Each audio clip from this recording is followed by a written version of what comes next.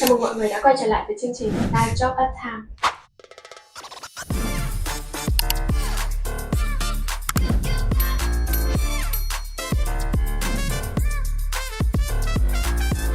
Và trong tập ngày hôm nay thì chúng ta sẽ cùng tìm hiểu vị trí Business Analyst, là một người đóng vai trò quan trọng trong quá trình xây dựng, phát triển và vận hành sản phẩm. Và mình là Chi Trần, là một thành viên đến từ team BA và cũng là host của chương trình ngày hôm nay. Và tập ngày hôm nay sẽ không thể diễn ra được nếu chúng ta thiếu đi hai vị khách mời rất là đặc biệt đến từ team BA của Time. Và xin giới thiệu anh Long Trần, Business Architect, và chị Linh Mai là Senior Business Analyst.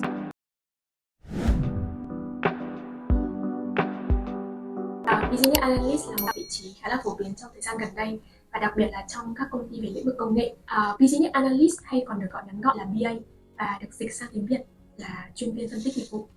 Và BA có một sứ mệnh là phải đảm bảo giữa stakeholder và development team phải cùng hiểu vấn đề theo một hướng. Vậy thì có bao giờ anh chị đã thắc mắc là liệu những người trong cùng một team là team BA họ có bao giờ hiểu một vấn đề và có những cái quan điểm giống nhau về ngành nghề BA hay chưa? Và để có thể kiểm tra được cái sự hiểu nhau thì chúng ta sẽ cùng chơi một trò chơi nho nhỏ. Và ngày hôm nay thì em có chuẩn bị một bộ câu hỏi, và những câu hỏi này đều là những khái niệm cơ bản trong nghề BA. Thì đáp án ở đây chỉ có hai đáp án. Sau khi mà đưa ra được câu trả lời, nếu mà hai chị đưa ra đáp án giống nhau thì có nghĩa là cả hai người đang có một cùng cách suy nghĩ về ngành nghề BA. Còn nếu mà hai đáp án hai người đưa ra có sự khác nhau thì chúng ta sẽ cùng tìm hiểu là tại sao lại mỗi người lại có một cái sự suy nghĩ khác nhau như vậy. Vậy thì em sẽ phép gửi mỗi người một bảng. Vậy thì chúng ta sẽ đi đến câu hỏi đầu tiên. Câu hỏi đầu tiên, Business Analyst và Business Analytics có khác nhau hay không? Yes. Em thấy là cả hai anh chị đều đưa ra đáp án là yes. Thì không biết là sự khác nhau ở đây là gì vậy anh Long? Sự khác nhau ở đây là theo cái kinh nghiệm của mình đó, thì Business Analyst là những người sẽ giải quyết những vấn đề mang tính hiện tại, những cái đang có những cái requirement hoặc những cái feature nào đó mà mình cần phải xử lý. Còn cái người Business Analytics thì người ta sẽ liên quan đến nhiều về tương lai, nghĩa là cái mục đích cuối cùng đó là sẽ đến coi tương lai mình sẽ cần phải làm như thế nào, cần phải làm gì, thì có khả năng người ta sẽ dựa vào ví dụ như số liệu về dữ liệu hay là gì đó, nhưng cái đích đến của họ sẽ khác với lại đích đến của người của Business Analyst. Chị thấy cái cách giải thích của anh Long là cách giải thích ngắn gọn và có thể là đã tóm gọn khá đầy đủ những cái việc khác nhau giữa hai người trên. Chúng ta sẽ tiếp đến câu hỏi thứ hai. Anh chị có đồng tình với ý kiến cho rằng BA cần phải có kiến thức về IT để có thể tham gia trong quá trình đề xuất giải pháp về kỹ thuật hay không? Vậy là chúng ta lại có đáp án giống nhau. Vậy thì có nghĩa là kiến thức BA là không phải là kỹ năng bắt buộc của một BA đúng không? Chị nghĩ là như vậy. Nó không phải là một cái điều kiện bắt buộc, nhưng nó cũng sẽ là một cái yếu tố khá là lợi thế, đem lại lợi thế khi mà bạn làm công việc BA. Thực tế ở trên thị trường ấy, thì sẽ có một số công ty họ có ghi hẳn ra là họ cần tuyển technical của BA, thì khi đấy cái người BA sẽ bắt buộc phải có kiến thức, có background về IT. Thế nhưng hầu hết đa số các công ty và kể cả là cụ thể là Việt Nam thì cái kiến thức IT nó chỉ là một lợi thế thôi. Bạn không cần phải biết code, nhưng cái bạn cần biết đấy là những cái bạn sẽ nên cần phải quen thuộc với những cái thuật ngữ ở trong IT. Cái ví dụ như là tích hợp là gì, nên biết những cái kiến thức đó, thì khi trao đổi với cả developer thì bạn sẽ có thể hiểu mọi người nhanh hơn, đúng rồi, và có thể hỗ trợ được nhiều hơn trong cái quá trình mà các bạn ý xây dựng những cái giải pháp phần mềm. Nhưng nó không chắc chắn nó sẽ không phải là một cái điều kiện bắt buộc phải có. Các chị hiểu, các chị nghĩ thế như vậy. Anh không biết anh Long có cùng suy nghĩ giống như chị Linh Mai không?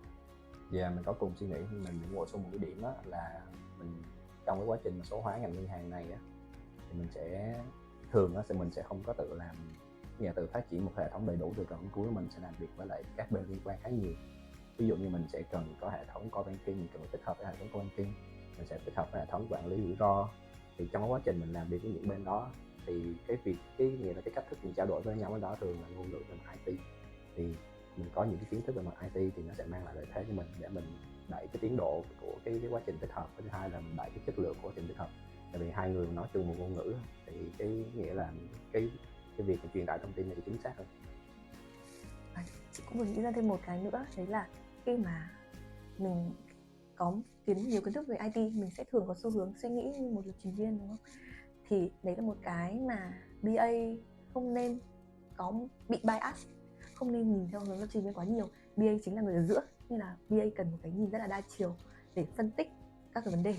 Thế nên đôi khi có quá nhiều kiến thức về IT nó cũng chưa chắc đã là một cái lợi thế tốt cho BA đâu. Vậy chúng ta sẽ cùng chuyển sang câu hỏi thứ ba.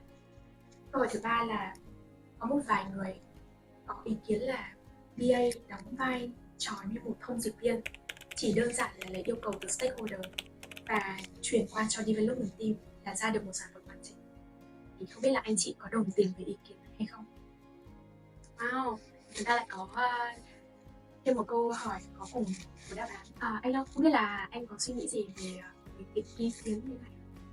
Thì cái này nó giống như là một cái practice trong cái thị trường công nghệ thông tin mà nó dạng như là từ 10 năm được trước. Ví dụ như mình khi mình làm cái bản chất của thị trường Việt Nam đó là sẽ đến từ cái việc là mình nhận outsource từ các bên về. Thì trong quá trình mà mình nhận outsource từ những hai công ty bên nước ngoài về á, thì thường cái cách làm việc á, họ sẽ đưa cho mình một cái bản requirement khá là đầy đủ, và trong đó nó chỉ cần một vài những chi tiết nhỏ thôi. Nó vậy là một vài những chi tiết nhỏ mình cảm thấy nó không phù hợp mình sẽ nói chuyện với người ta thôi, nhưng mà đại đa số là thông tin đã đầy đủ và có thể làm được rồi.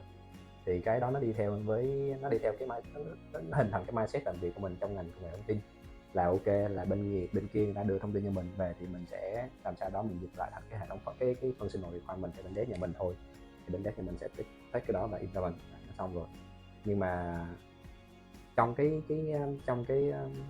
thế giới product á, thì thường những cái đến với mình đó là những về mặt idea, ý tưởng là chính, và từ cái ý tưởng nó làm sao mình có thể dựng thành những cái gọi là có thể implement được, có thể build được, thì nó phải trải qua một quá trình gọi là phân tích và thiết kế.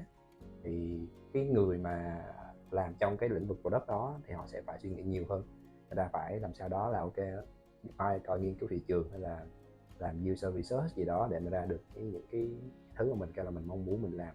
Thì cái scope work nó sẽ lớn hơn, nên nó không đơn thuần chỉ là ok nhận requirement ai đó hay là nhận thông tin ai đó và dịch lại cho bên phía nhà bên mình là nó xong. Nó sẽ cần nhiều hơn như vậy. Em cũng đồng tình với ý kiến của anh Long. Không biết chị Mai còn bổ sung thêm gì? Anh Long chị nghĩ là đã nói rất đầy đủ rồi. BA là một người khá là có tiếng nói nha trong tất cả các project, chứ không phải chỉ là người trao đổi truyền đạt lại thông tin. Vẫn đang có nhiều người đang có một cái suy nghĩ như vậy, thì họ cũng đang có một cái định kiến là vậy thì trong tương lai ngành BA sẽ mất đi, tại vì developer họ có thể giao tiếp trực tiếp với các stakeholder mà không cần BA nữa. Không biết là anh chị có đồng tình hay không? Ok, vậy là câu trả lời cho câu hỏi này là anh chị không đồng tình với ý kiến. Thì không biết là cái lý do gì mà chị không đồng tình với ý kiến cho rằng là BA sẽ không thể mất đi được trong môi trường product? Thực sự thì chị đã nghe cái câu này rồi. Từng có người đã nói với chị là BA là không phải là người đưa ra yêu cầu, không phải là người tạo ra bài toán, không phải là người giải quyết nó, không phải là người thực hiện cái yêu cầu đó. Thế nên là thực sự có cần BA không?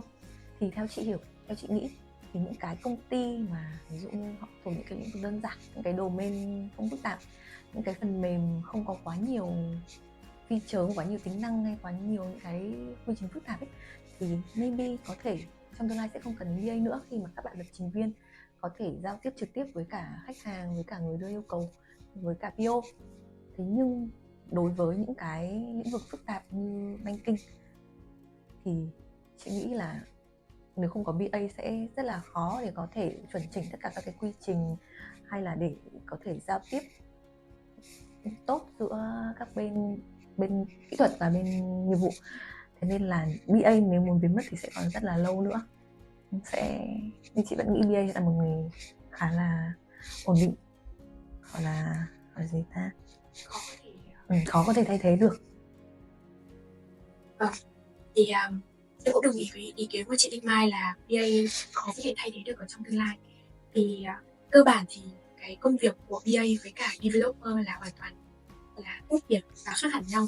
Nó không có gọi là bị overlap hay là bị trùng lặp gì cả. Tại vì BA là họ sẽ nặng về khoản giao tiếp và phân tích, trong khi đấy là developer họ sẽ nặng về khoản là xây dựng và thiết kế phần mềm.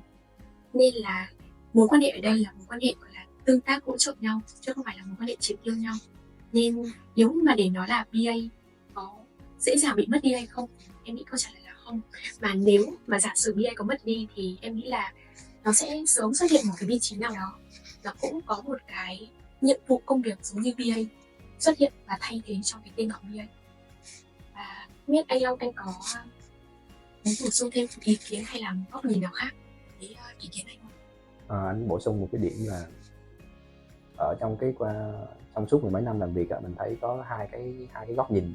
Thứ nhất là góc nhìn của developer á, là thường là nó khi mà cái mảng gọi là làm thế nào để làm cái việc đó là how to do. Còn BA mình nó sẽ nặng về cái gọi là what to do, nghĩa là mình sẽ define ra coi là những thứ mình cần phải làm là gì. Thì hai cái paradigm đó nó khá là khác, và nó yêu cầu cái độ focus, cái mức độ tập trung nó cũng khác nhau luôn. Nghĩa là những cái mà bên phía dev á, thường nó sẽ nặng á, là họ sẽ coi là ok, về mặt technology trong thời điểm này nó có những cái advantage nào, rồi bên phía mình có thể tận dụng được gì từ những cái advantage đó, mình build cái sản phẩm mình nó tốt hơn như thế nào đó. Còn bên phía BA nó sẽ là ok, là có cách nào để mình tối ưu những cái sản phẩm của mình hay không, có cách nào mình có những cái suy nghĩ khác biệt để mình tạo ra những cái điểm nổi trội hơn trong quá trình mình xây dựng sản phẩm hay không. Nên hai cái góc nhìn đó thường là nó sẽ bổ sung với nhau chứ nó không có chỉ như em nói.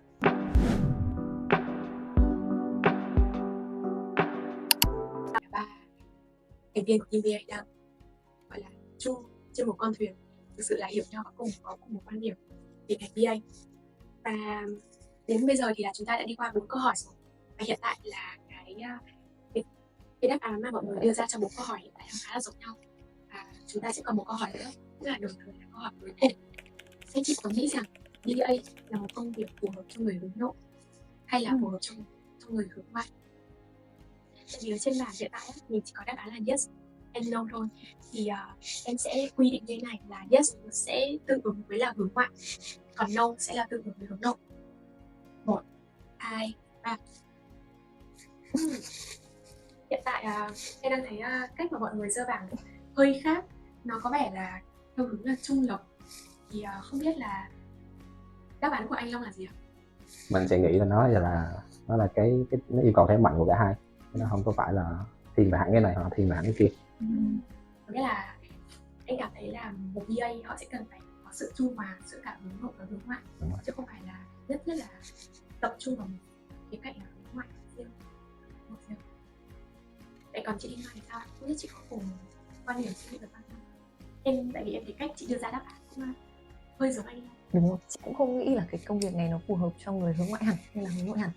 Kiểu bây giờ mình có cái khái niệm ambivert, người vừa hướng nội vừa hướng ngoại, hướng lung tung ấy. Đấy, tại vì bản chất là cái công việc BA ấy nó sẽ cần phải giao tiếp tốt, thì có vẻ sẽ hợp với những người hướng ngoại đúng không? Và đôi khi lại cũng sẽ cần phải làm việc rất là tỉ mỉ, phân tích các cái yêu cầu, có vẻ như hợp với người hướng nội. Nhưng lại theo chị hiểu, theo chị nghĩ thì cũng không ai nói là những người hướng nội họ sẽ không giỏi giao tiếp. Họ có thể không giỏi giao tiếp bên ngoài, không giỏi nói những câu chuyện phiếm với cả những người xung quanh, nhưng mà trong công việc họ có thể có cái, khi mà họ có một kiến thức tốt, có cái nền tảng, những kỹ năng tốt, thì họ hoàn toàn có thể giao tiếp rất là hiệu quả với các bên. Cái người hướng ngoại cũng không ai bảo là họ không có chiều sâu, cũng không thể nói như thế đúng không?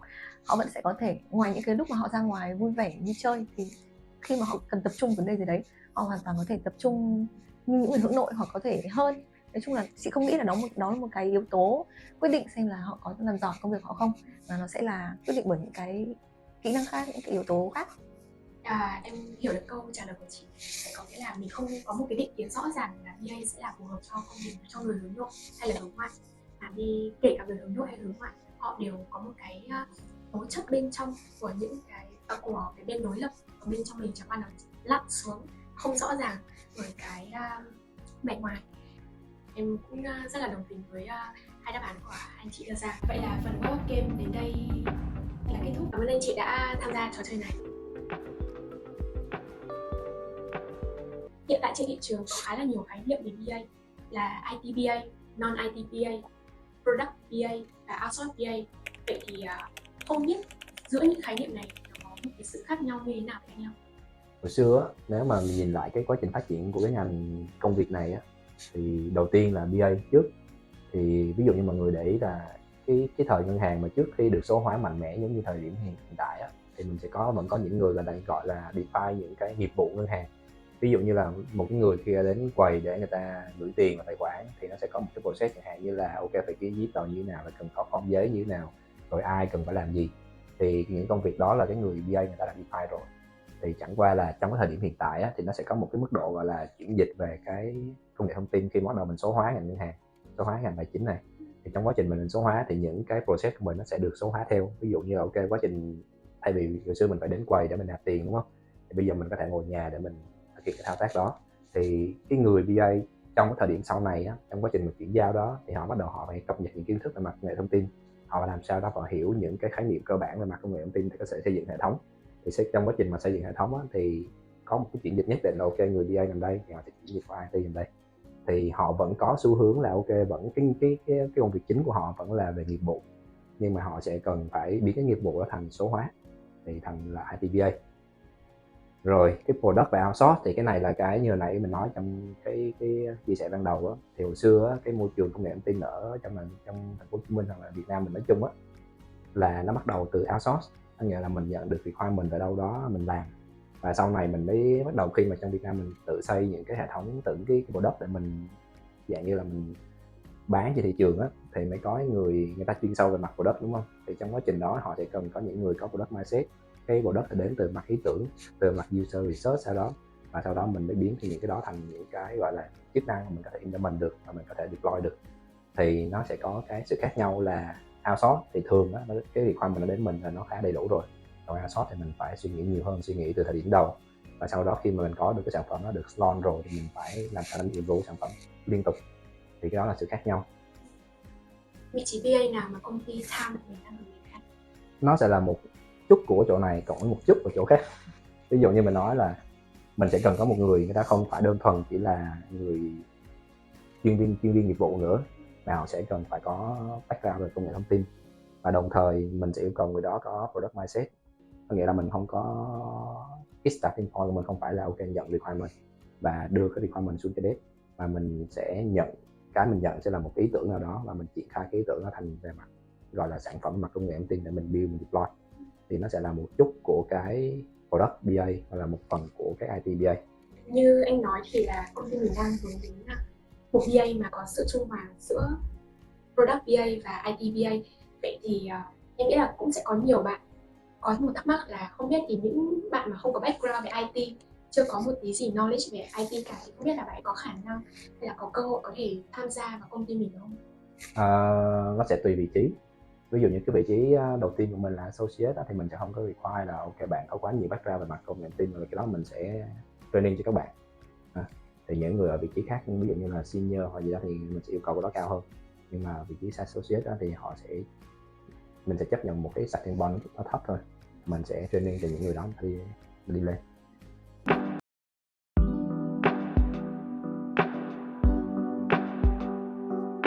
Chị Đinh Mai, không biết là công việc chính của BA tại Tham thì nó sẽ có những đầu việc như thế nào? Là một BA ở Tham thì bạn sẽ có cơ hội được tham gia từ đầu đến cuối của một dự án. Từ đầu dự án đấy là những cái bước ngay từ đầu tiên luôn đấy, đấy là khi mà các cái stakeholder sẽ là bên phía business, cũng có thể là bên phía rủi ro, quản trị rủi ro hay là pháp chế của ngân hàng sở tại, thì sẽ đưa ra một cái yêu cầu để có thể là phát triển một cái sản phẩm mới, hoặc có thể là để cải thiện một cái quy trình hiện tại.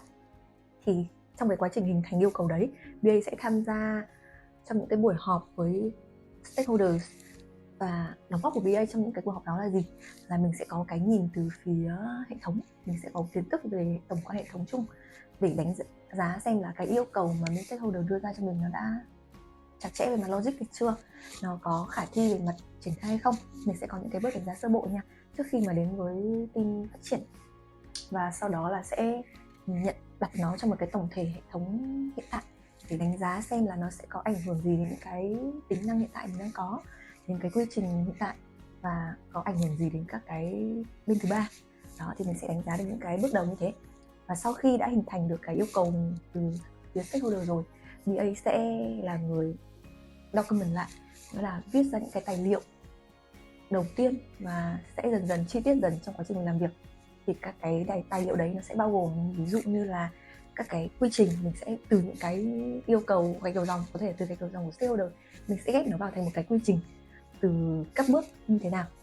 Sẽ có customer journey là khi một khách hàng tương tác thì nó sẽ đi qua những cái bước như thế nào, và kể cả những cái phần phía hệ thống sẽ có những cái quy trình như thế nào, và sẽ break nhỏ nó ra, chia nhỏ nó ra thành những cái story.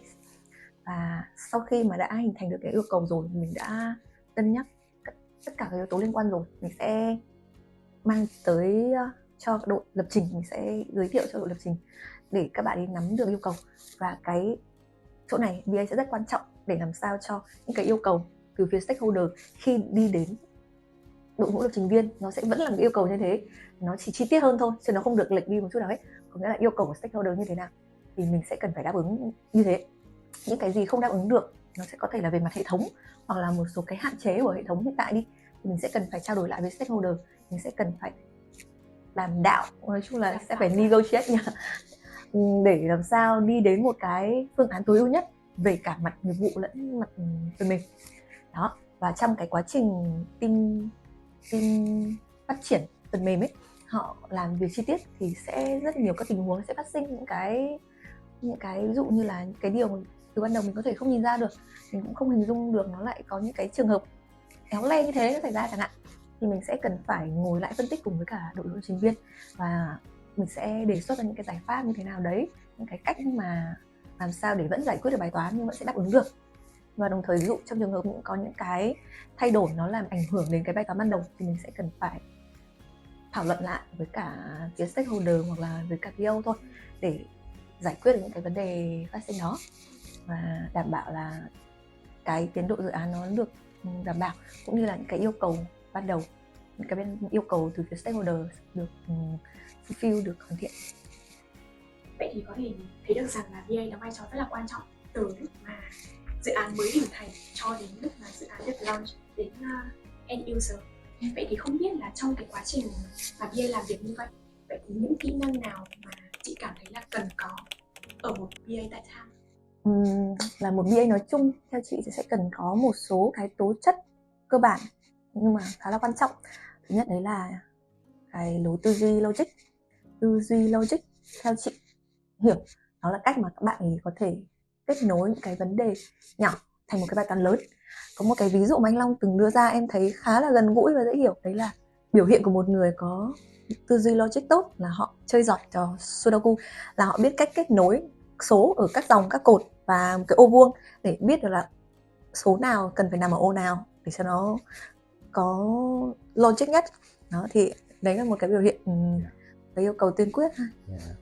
Cái đó là một trong những cái ví dụ điển hình mình hay đưa ra cho mọi người khi mình nói là cách kết nối thông tin ấy. Nhưng mà cái Sudoku nó có một cái hạn chế là nó chỉ có một lời giải thôi, nên thường trong BA nó còn có những cái kỹ năng khác nữa mà thường mình sẽ yêu cầu kiếm ra những cái lời giải khác. Thì cái Sudoku bản chất là nó giúp mình kết nối và nó đưa ra một cái gọi là cái flow thinking mình cảm thấy rất là ưng ý. Nhưng mà không nên dừng tại đó, mà mình sẽ cần phải triển khai cái đó thành những cái level tiếp theo, là trong cái bối cảnh như vậy, trong những cái điều kiện ban đầu như vậy, mình có cách lời giải nào khác hay không. Cái đó nó dẫn đến cái tình huống khác, một skill khác của BA mà cần phải có là cái critical thinking hay là tư duy phản biện á. Tư duy phản biện đấy là cái cách mà mình sẽ có thể nhìn một cái sự việc đa chiều, luôn luôn nghĩ xem là ngoài cái cách giải này thì mình còn cách giải nào khác hơn không. Và ví dụ khi mà có hai phương án thì đâu là điểm mạnh điểm yếu của từng phương án, và nó sẽ gần như sẽ không có phương án nào là phương án duy nhất, cũng không phải là phương án đúng nhất, nó sẽ là phương án phù hợp nhất. Các chị hiểu là như vậy thì nó sẽ là một cái skill rất là quan trọng. Thường trong cái phần mềm của mình nó hay có những cái góc nhìn là đây là cost về mặt implementation, đây là benefit về mặt của business. Thì trong những tình huống á, mình sẽ có nghĩa là khi mà mình nói là cái business value của mình nó có nhiều hay không, và cái đánh đổi của nó là về mặt cost implementation đó, thì trong quá trình mà mình kết nối thông tin đó, mình sẽ ra một cái phương án hoặc là nhiều phương án thì nó sẽ xoay quanh hai cái góc nhìn đó thôi. Và vấn đề là cái góc nhìn nào nó sẽ nhiều hơn. Ví dụ như mình nói ok, cái này nó sẽ mang lại business value khá là nhiều nè, nhưng đồng thời của nó cái cost implementation nó rất là lớn. Hoặc là có những tình huống là cái cost implementation nó vừa phải nhưng mà cái business của nó cũng mang tính chất vừa phải, nhưng mà nó đáp ứng được cái nhu cầu của business rồi. Thì cái khó trong những thời điểm đó là mình phải make được một cái decision và cảm thấy là ok, tất cả mọi bên đều đồng thuận. Tiếp theo, chị nghĩ có một cái kỹ năng khá là quan trọng là kỹ năng giao tiếp. Như chị nói lúc nãy, không nhất thiết giao tiếp giỏi là phải một người hướng ngoại, đúng không? Mà có rất nhiều các mối quan hệ.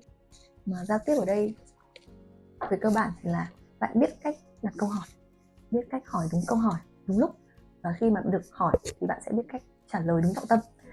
Tại vì khi mà mình cần phải làm rõ yêu cầu trong một dự án nào đó thì mình sẽ cần phải đặt ra khá là nhiều câu hỏi cho các stakeholders.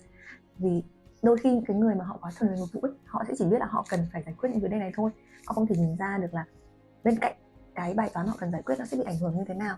Thì BA sẽ cần là người có thể đặt ra những cái câu hỏi rõ ràng và đầy đủ chi tiết để có thể có một cái yêu cầu rõ ràng và hoàn chỉnh nhất.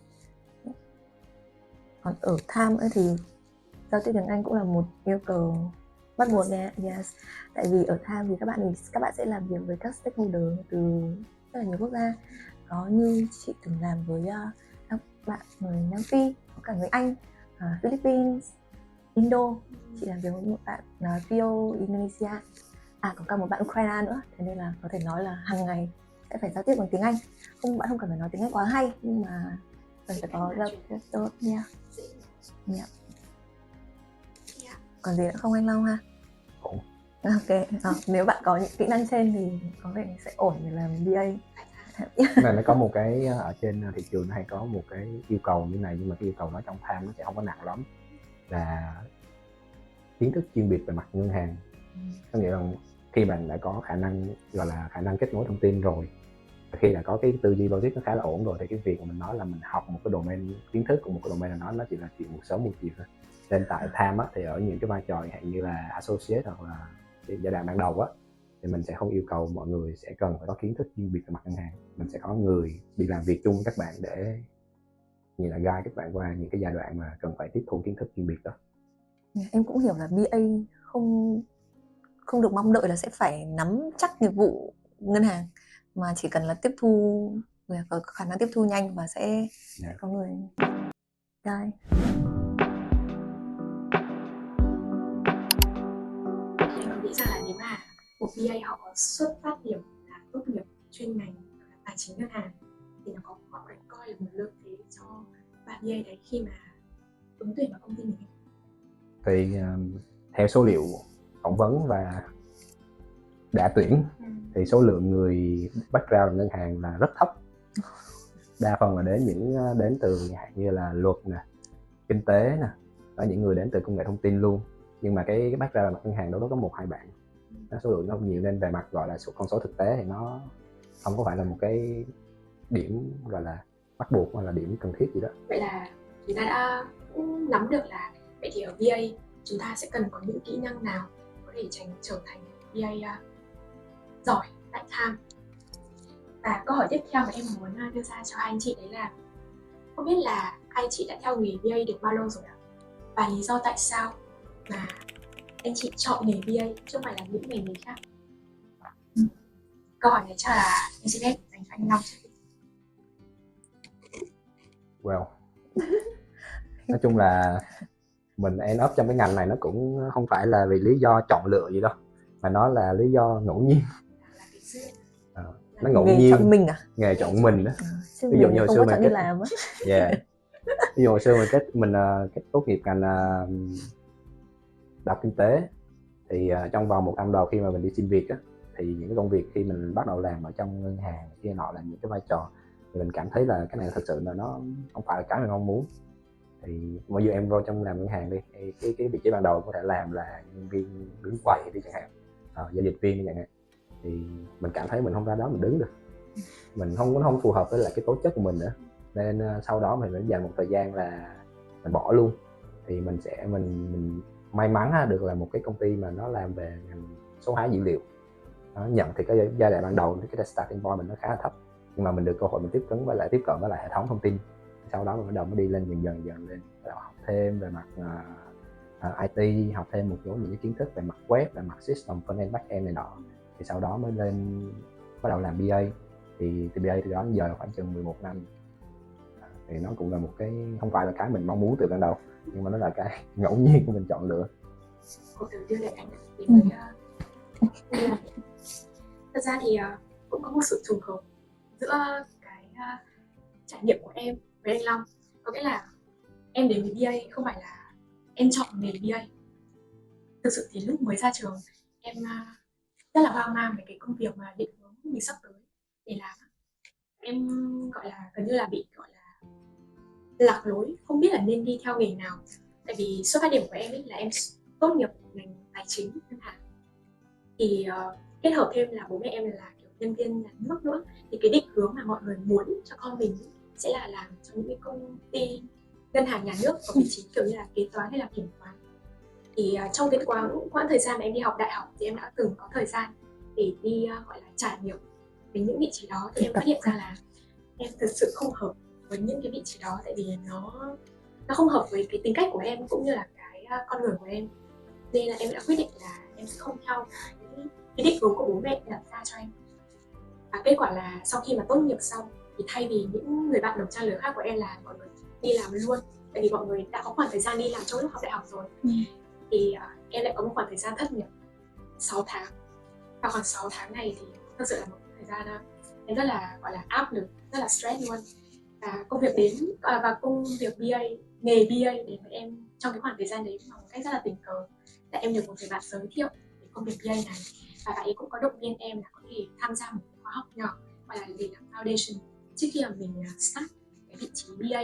Thì sau khi mà học khóa foundation xong thì em cũng start từ những vị trí nhỏ nhất để có thể làm quen dần và hiểu dần hơn về cái ngành nghề BA này. Thì em đi từ vị trí intern, xong rồi em lên fresher, junior, và sau đấy em đến bây giờ thì em theo ngành BA chắc cũng được tầm hơn 3 năm, gần 4 năm. Thì nó cũng gọi là nghề chọn người, là một cái duyên em đến với BA. Không biết là câu chuyện của chị Linh Mai có cùng trải nghiệm giống em và anh không? Câu chuyện của chị thì chị nghĩ có thể được gọi là chị may mắn hơn một chút. Chị làm BA từ đầu, có nghĩa là chị cũng không hẳn là chị chọn mà cũng khá là tình cờ thôi. Hồi đấy là chị vẫn là học năm cuối đại học ngoại thương tài chính ngân hàng, thì có một anh người quen, anh chị có giới thiệu để đi thực tập mà nghề BA. Hồi đấy thì nghe cũng chẳng biết BA là gì, hồi đấy chị nghĩ gần như là cái nghề nó cũng mới đúng không anh? Tầm năm 2015 ấy. Đấy thì cũng khá là mới, nhưng mà thực tập mà thì cứ có cơ hội gì mình thử thôi, và nó cũng là liên quan đến ngân hàng thì cũng liên quan đến cái ngành chị học. Thế thì ok, chị apply, chị vẫn tự apply và tự phỏng vấn. Thì hồi đấy thực tập thấy cũng hay, và xong rồi từ đấy chị làm BA đến tận bây giờ và cũng gần như cũng chưa bao giờ băn khoăn về việc là mình có nên làm một cái nghề khác không. Thì chị thấy cũng khá là happy. Chị làm BA từ hồi ra trường đến bây giờ, ra trường 2015, mất 1 năm rưỡi, học thạc sĩ nữa thì khoảng 8 năm rưỡi. Khoảng 8 năm rưỡi làm BA. Nhưng mà chị lại không chỉ làm về ngân hàng không, có lẽ là chị bắt đầu bằng ngân hàng, nhưng xong đấy chị cảm giác như chị không thích ngân hàng. Chị thấy nó đôi khi hơi nhàm chán một xíu chưa đến mức độ phức tạp, nhưng chị thấy nó hơi nhàm chán và chị cảm giác chị muốn tìm hiểu những cái lĩnh vực khác. Thế là chị đã apply thử một công ty làm về giải pháp cho bệnh viện, cũng khá là hay, đơn giản hơn Vân Trinh rất là nhiều. Chị cũng làm ở đấy được chắc khoảng đôi năm, xong rồi chị chuyển sang một công ty cung cấp giải pháp cho bảo hiểm. Đó, chị cảm giác như lúc nào chị cũng rất là hào hứng được học những cái mới ấy. Nó vẫn là những kỹ năng BA như thế thôi, nhưng mà chị được biết rất nhiều về những cái lĩnh vực khác nhau. Và hơn 2 năm trước thì chị tình cờ tìm thấy Tham và thấy chế độ tốt, nên chị cũng dần bỏ qua cái mặc cảm ban đầu với cả nghề cái lĩnh vực banking và chị quyết định apply chuyển sang Tham làm. Và chị vẫn thấy khá là may mắn vì chị đã tìm thấy cái con đường này. Nó cũng sẽ hơi chông gai một chút, đấy là về vấn đề gia đình. Gia đình chị cũng kiểu truyền thống giống nhà chị, cũng kiểu công chức nhà nước, bố là công an, mẹ kế toán đấy. Thế thì khi mà mẹ chị hỏi chị làm gì, chị bảo làm BA. Mẹ chị bảo BA là gì hả con? Xong rồi giải thích một hồi, xong rồi mẹ chị bảo nhưng mà công ty thì toàn là công ty nước ngoài, nên lỡ họ đóng cửa thì biết làm gì. Để mẹ chị khá là lo, mẹ chị muốn chị làm giáo viên giáo viên tiếng Anh thực tế. Thế xong rồi sau một hồi chị giải thích thì mẹ chị cũng thấy là thế thì ngày xưa mẹ cũng làm BA đấy, tại vì ngày xưa mẹ chị làm kế toán thì sẽ có một cái phần mềm kế toán hồi đấy cũng số hóa một chút, thì mẹ chị bảo ngày xưa mẹ cũng làm như thế, cũng nói chuyện với cả mấy bạn IT, thế thì cũng giống BA. Và dần dần mẹ chị phá bỏ được cái định kiến đấy và không cản trở chị làm BA nữa, không bắt chị làm giáo viên nữa. Một chút thì thôi, chị cũng coi như là thuận lợi ha, cho nên là làm BA.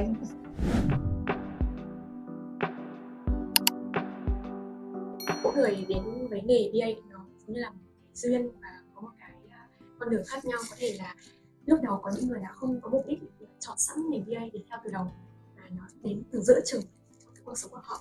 Nhưng mà có những người mà có may mắn hơn là khi mà họ ra trường, họ đã được có người giúp và định hướng theo ngành nghề BA này từ đầu, thì đó cũng là một lợi thế đối với họ. Thì câu hỏi thứ hai của em là định hướng phát triển trong ngành BA là mình sẽ có những định hướng nào? Tại vì hiện tại theo level hiện tại của BA là mình có 3 cấp độ là Junior, Middle và Senior. Vậy thì khi mà một người đã đạt được đến mức độ là Senior rồi, vậy thì cái định hướng, cái cơ hội phát triển nghề nghiệp sau này của họ có thể phát triển theo những cái con đường nào? Thì không biết anh Long có thể giúp để trả lời câu hỏi này. Nếu mà vẫn đi tiếp con đường của Tham á, vẫn trong cái gọi là cái career ladder của BA tại Tham á, thì nó sẽ là người lead, người BA lead, và sau đó thì nó sẽ đến vai trò nhanh là business architect. Thì cái người lead đây á, cái vai trò nó sẽ khác cái người senior một chút. Thì mọi người để ý hồi xưa á, là cái người senior á, là một cái gọi là excellent contributor đây, nhưng mà nó là individual person thôi. Nhưng mà khi mà đến lead á, thì em sẽ có một cái nhóm ở phía sau, là cái đích đến cuối cùng của em á, làm sao em có thể sử dụng những cái kiến thức, kỹ năng em đang có để em tăng cái capacity của nguyên cái team ở phía dưới em. Thì đó là cái vai trò lớn nhất của người BA lead. Và sau đó thì đến architect là nghĩa là lo nguyên cả cái hệ thống banking này luôn rồi, cả bên những cái area, nghĩa là tất cả những cái area trong ngân hàng. Còn nếu mà phạm vi ngoài Tham á, thì ví dụ như mình thấy khi mình đã có khả năng mình phân tích rồi á, mình có khả năng mình nhìn nhận, nghĩa là trong những cái công việc tại Tham nó cung cấp cho mình những cái kỹ năng về mặt kinh doanh, về mặt suy nghĩ, về mặt gọi là phân tích dữ liệu, nhìn nhận số liệu này cái nọ, thì sau đó mình ra mình làm những ngành nghề khác thì anh không nghĩ nó sẽ có cái cản trở đó. Nghĩa là ví dụ như là mình ra mình làm trong lĩnh vực chẳng hạn như e-commerce, hoặc là mình làm trong những cái lĩnh vực mà yêu cầu mình phải phân tích kinh doanh này kia nọ, thì mà anh nghĩ là mình có thể làm được hết, nên nó sẽ không có cái chướng ngại gì đó. Em nghĩ là BA mà muốn thiên về nghiệp vụ có thể làm PO, PPM ha. Thì nếu mà đi chuyên sâu về mặt product á, thì dạng như là sẽ chuyển qua công việc của PO và BPM thì nó sẽ chuyên sâu về mặt product, nghĩa là mình sẽ đứng ở vai trò của người user, mình làm sao để phát triển product. Nó sẽ tùy vào thế mạnh cũng như là định hướng hay là cái sở thích cá nhân.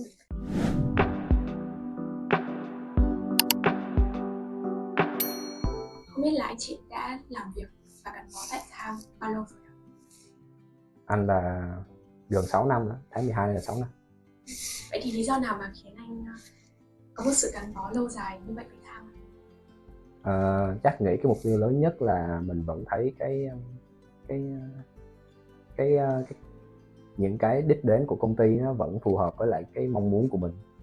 Ví dụ như là anh đến từ cái thời điểm sơ khai nhất là mới dựng cái ngân hàng của bên South Africa lên, thì nó ở phía đầu tiên của mình, nó bên Việt Nam mình làm về chuyên về mảng gọi là front-end integration. Sau đó thì một khoảng chừng 2 năm sau á, thì đó là mình mới take cái phần back-end với những cái hệ thống core banking về Việt Nam mình làm. Và sau đó thì nó đến cái GoTham nó đi vào, bắt đầu mình dựng nguyên cái ngân hàng của GoTham lên. Và đến thời điểm này thì cái đích đến của nó là cao hơn nữa, thành gọi là multi country.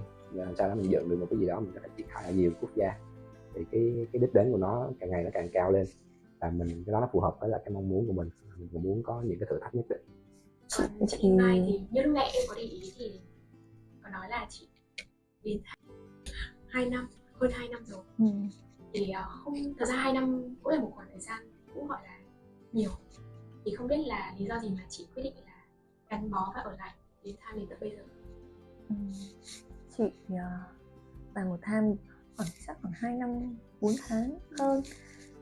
Chị vẫn thấy khá là happy với cái lựa chọn này. Thì thứ nhất là chị thấy chị vẫn đang học hỏi được khá là nhiều ở đây. Chị thấy may mắn được làm việc với rất nhiều người tài giỏi, anh Long, rất nhiều người tài giỏi các lĩnh vực khác, kiểu kể cả là các bạn lập trình viên hay là PO, PPM. Họ có nhiều tư duy rất là, có những thứ mà mình có thể học được rất là nhiều, mình rất là ngưỡng mộ. Cái thứ hai là cái domain banking nó cũng là một cái khá là hay ho á, nó rất là nhiều thứ mà mình có thể học hỏi, gần như là chắc cũng không biết bao giờ mới hết cái để mà học. Sau đấy là vì môi trường làm việc ở Tham rất trẻ trung, năng động và vui vẻ, mọi người cũng rất hỗ trợ lẫn nhau trong công việc.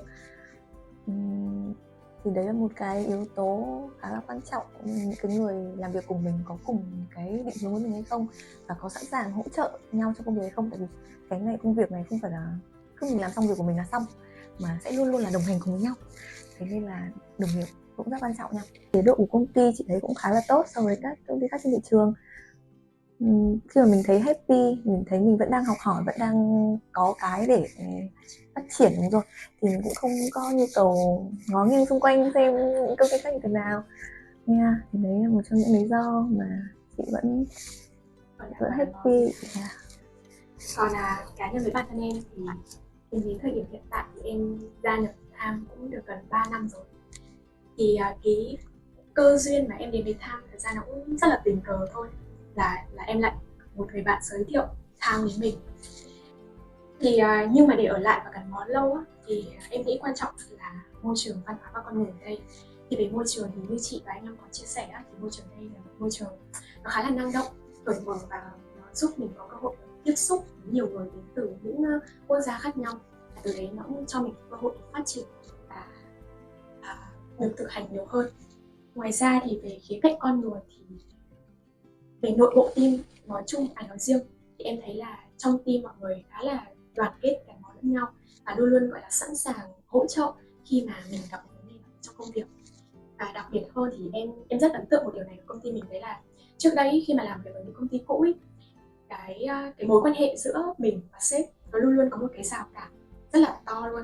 Tại vì hồi trước em làm em rất sợ khi mà mình phải trao đổi những cái khó khăn mình đang gặp phải, hay là những cái lỗi lầm mình đã chót mắc phải với sếp. Tại vì em sợ là sếp sẽ luôn gọi là có một cái nhìn xấu về mình, không ghi nhận mình nữa. Nhưng mà tại sao thì em không có cái trải nghiệm đấy, mà em cảm thấy là mình rất là gọi là sẵn sàng cởi mở và dám nói lên những cái khó khăn mình đang trải qua, và hỏi ý kiến, sự trợ giúp khi mà em cần nhất. Anh luôn support để anh lo.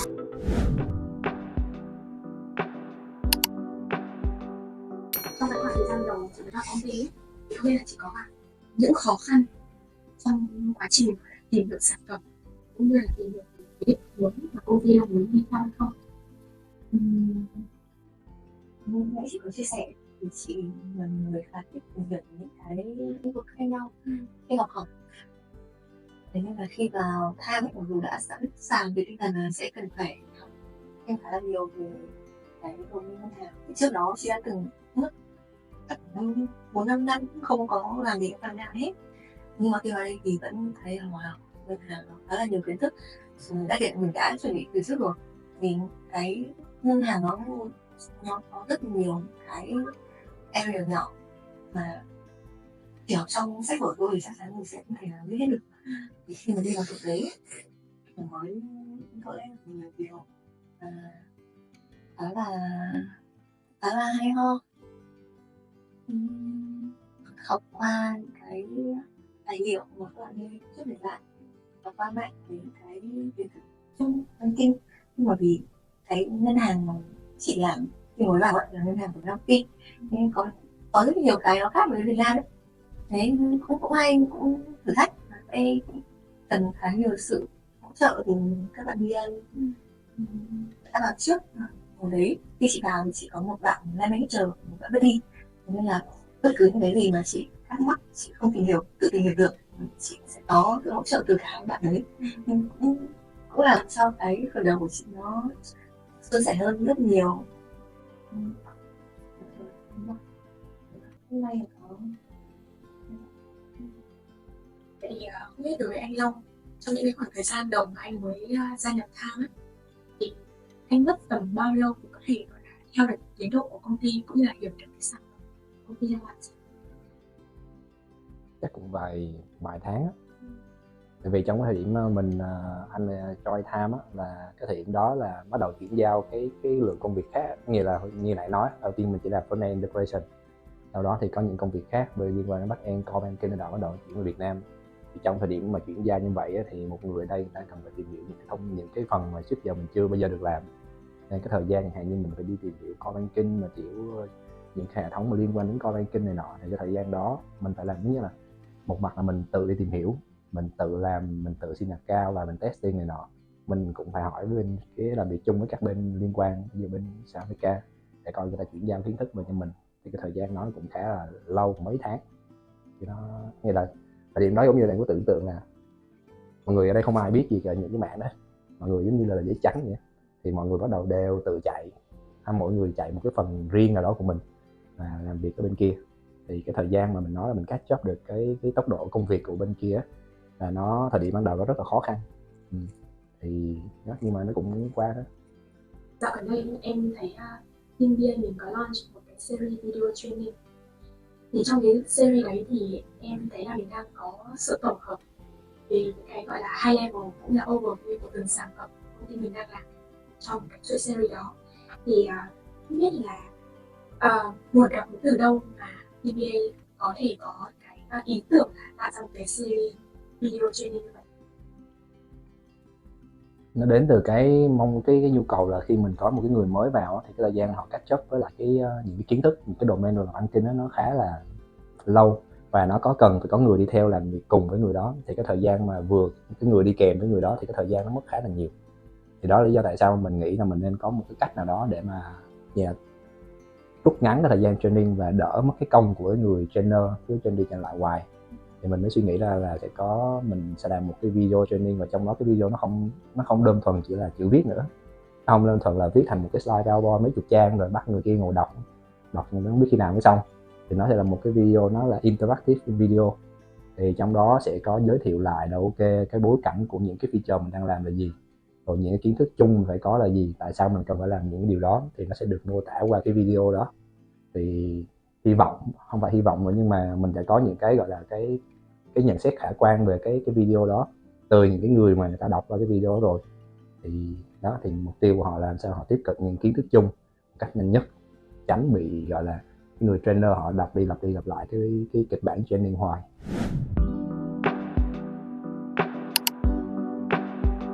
Mình tạo ra một cái serial video training nó thực sự rất là phù hợp, và đặc biệt là dành cho những người mới, những mới onboard ở trong công ty Việt. Bởi vì nó cũng như anh nói là nó sẽ giúp những người mới rút ngắn thời gian để họ có thể hiểu được sản phẩm, như là bắt nhịp được ứng dụng công ty mình cách nhanh nhất và có thể vào dự án thực hành luôn. Vậy thì trong quá trình anh chị làm việc ở Tham thì không biết là anh chị có một cái kỷ niệm nào rất là đáng nhớ không? Đáng nhớ sẽ rất là một sự tính là năm ngoái chị có làm cái sản phẩm Pay2ID ở bên Nam Phi. Thì cái sản phẩm này thì cơ bản nha, tóm tắt thì nó sẽ là một cái tính năng để có thể chuyển tiền cho thành viên của một cái tổ chức nào đó khi mà có yêu cầu tổ chức. Thì cái tổ chức mà bọn chị làm cái phát triển cái tính năng này là tổ chức của chính phủ tên là SASA. Tổ chức này chuyên cung cấp những cái khoản tiền trợ cấp cho người dân nghèo kiểu vậy. Thì có một lần chị đọc được cái review trên mạng về cái sản phẩm Pay2ID đấy, thì có một cái câu chuyện khá là buồn. Đấy là một anh ấy chia sẻ là anh ấy rất biết ơn ngân hàng vì có cái tính năng này. Tại vì những cái người nghèo được đấy là như trợ cấp Covid hay sao đấy, thì không phải ai cũng có thể đủ khả năng hay là không thể đi đến cái ngân hàng mở tài khoản, thì nó sẽ thủ tục rất là lòng vòng và rất tốn thời gian, thì tôi cũng sẽ mất nhiều chi phí, họ cũng sẽ không sẵn sàng làm điều đó. Thì với Tham thì bạn ấy có thể dễ dàng mở tài khoản và hàng tháng được nhận tiền. Bạn ấy có chia sẻ là trước đây khi chưa có Tham thì hàng tháng thì đến ngày nhận tiền bạn ấy sẽ phải được rất sớm, và đi rất là xa để xếp hàng những cái khoản tiền trợ cấp như thế. Thì mỗi tháng các bạn ấy sẽ sống chỉ bằng cái tiền trợ cấp đấy thôi, nên là rất là khó khăn, rất là vất vả, và họ cần phải đến những tiền sớm để có tiền trang trải cho ngay cái ngày đấy luôn ấy. Thì bây giờ khi có Tham rồi, bạn ấy sẽ chỉ cần chờ đến ngày thôi và tiền sẽ về tài khoản, và cái ngân hàng Tham cũng hỗ trợ rút tiền rất là dễ dàng ở các cái cửa hàng tiện lợi.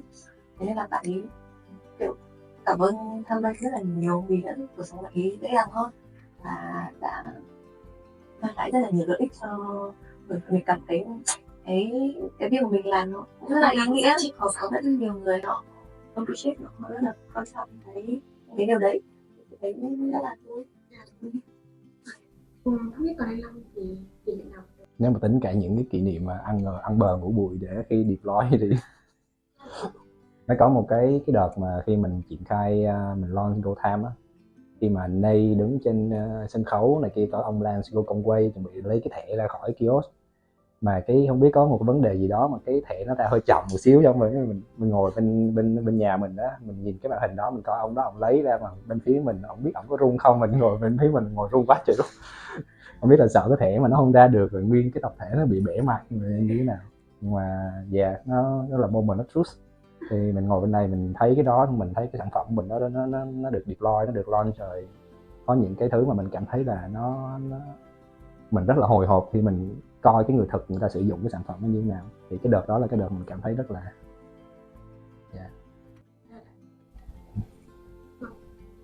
Trong cái buổi mà anh nói là ông Go Conway, Len Go Conway gọi là livestream tạo thẻ ngay trên cái stage, thực ra hôm đấy em cũng rất là lucky được có mặt ở bên Philippines để có thể chứng kiến cái thời khắc đấy.